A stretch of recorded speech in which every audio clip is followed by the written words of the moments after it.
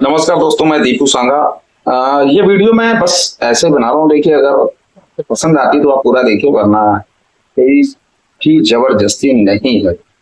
देखिए, अभी जैसे कि आपने देखा है कि अभी कुछ दिनों से, हालांकि जब चुनाव जब ज्यादा पास आते हैं तो कुछ चीजें ऐसी होती है जो हमारे सनातन धर्म को, हमारे हिंदू समाज को टारगेट किया जाता है।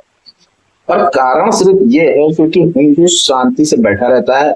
जैसे केरल के एक रेस्टोरेंट में बिरयानी की एक जो कटआउट लगा होता है बिरयानी का, उसमें पोस्टर था, उसमें भगवान कृष्ण को बैठा दिया गया। जब उसमें विरोध हुआ तो उसको 2 दिन में जमानत भी मिल गई। अब हिंदू पढ़ेगा क्या? कुछ दिनों के बाद वहां पे सारी चीजों को भुला के खुद बिरयानी खाने जाएगा, जबकि वहां की पॉपुलेशन जो है 80% हिंदू है। दूसरा भी आपने देखा होगा, भगवान परशुराम जयंती जो आई थी, इसमें कई लोगों ने अलग अलग आईडी बनाकर और कई चीजें की। देखिए, आप किसी को मानते हैं तो मानिए, नहीं मानते तो मत मानिए।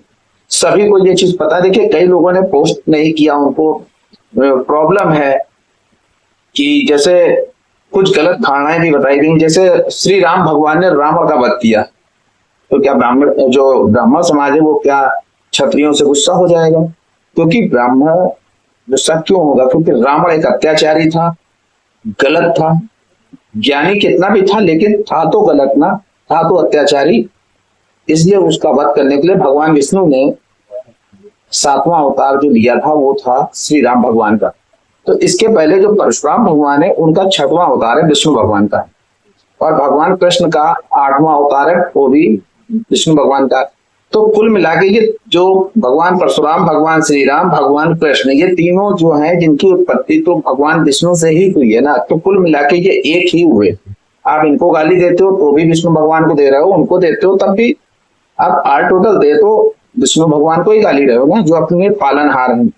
लेकिन इससे किसी को फर्क नहीं पड़ने वाला है। लोग इतनी जातिवाद में हो चुके हैं कि इससे कोई किसी को फर्क नहीं पड़ेगा। ठीक है, नहीं पड़ता, कोई बात नहीं।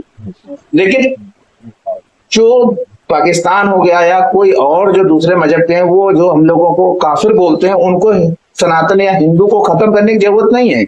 हम आपस में ही खत्म हो जाएंगे। अब भगवान में भी बंटवारा है।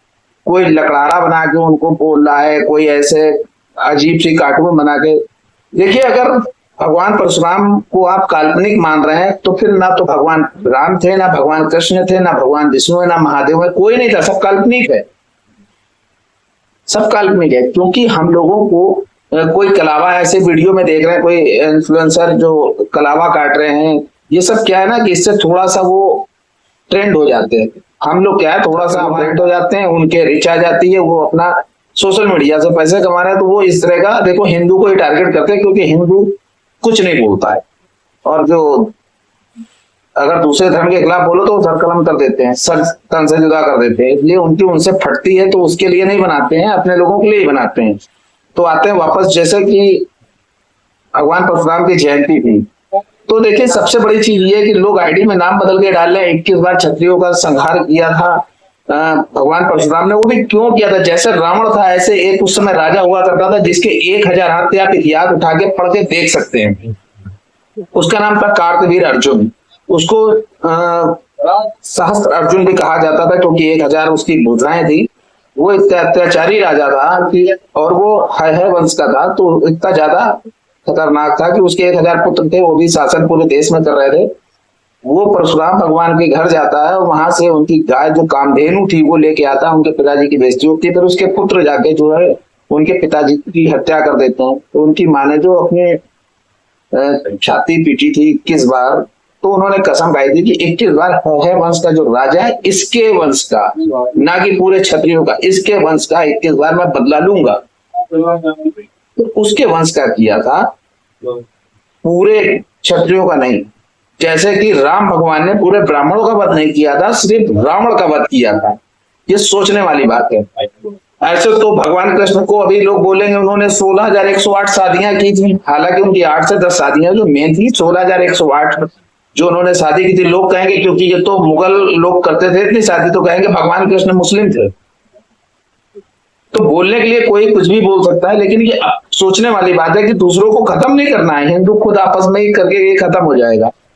वो कहेंगे, चलिए आप आज ये बोलेंगे परशुराम जी जो हैं वो काल्पनिक हैं, कल वो श्री राम को कोई काल्पनिक बोलेगा, परसों कोई भगवान कृष्ण को काल्पनिक बोलेगा। तो बात तो वही आ गई ना, क्योंकि मजाक उड़ाने से फायदा क्या है? आपको अगर भगवान राम को मानना है मानो, आपको भगवान कृष्ण को मानना है मानो, आपको अगर भगवान परशुराम को मानना है मानो, आपको महादेव को मानना है। देखिए जबरदस्ती किसी से मनवाया नहीं जा सकता, ना पूजा पाठ कराया जा सकता है। आपको जो करना है वो करो। अब देखो चुनाव खोपड़ी में तो ब्राह्मण समाज को जो टारगेट बना के आगे किया जा रहा है, क्षत्रिय समाज को टारगेट बना के आगे किया जा रहा है ना। तो कुछ चीजें ऐसी होती हैं कि ये मतलब टारगेट अपने आप जो लोग आसानी से टारगेट बन जाते हैं, सिर्फ टारगेट आज की दुनिया में उसी को बनाया जाता है। तो कहने का मतलब ये है कि अगर आपको भगवान को मानना है, किसी की आस्था के साथ खिलवाड़ नहीं करना चाहिए। और सबसे बड़ी चीज है जो वीडियो बनाने का माध्यम है कि उन लोगों में तो खुशी का माहौल है, लड्डू बट रहे होंगे कि हम लोगों को तो ना परमाणु फोड़ना है, ना हम लोगों को तलवारें निकालनी है, ना कट्टे निकालने हैं, ना बंदूकें निकालनी है, क्योंकि वो तो आपस में ही मर जाएंगे। आईडी में नाम चेंज कर करके परशुराम भगवान की अगर ऐसे अजीब सी फोटो बना बना के डाल लो, और कल जब राम भगवान की कोई होगी जयंती या कुछ भी विशेष, तो उसमें लोग उनका आईडी बदल के डालेंगे। फिर भगवान कृष्ण का कुछ होगा जन्माष्टमी वगैरह, तो उसमें डाली जाएगी। तो ये एक दूसरे को लड़ाने और भड़काने की चीजें चल रही हैं।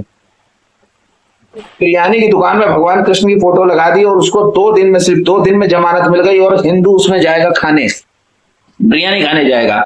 तो कोई लड़की है यूट्यूब पे, इंस्टाग्राम पे, उसने कलावा काटा वो दिखाने के लिए, क्योंकि उसको पता है होना मेरा कुछ नहीं है, और ट्रेंड अलग से कर जाएंगे। जो मेरी रीच डाउन हो गई है, मेरे फॉलोवर जो गिर गए वो अपने आप बढ़ जाएंगे। और ऐसे विरोध करने वालों के फॉलोवर भी कौन से बढ़ते हैं, एक बार आप चेक कर लेना जाते। तो हम लोग तो टारगेट, जैसे कि फार्मिंग मुर्गा होता है ना, बस हम लोग को वही बनाया गया।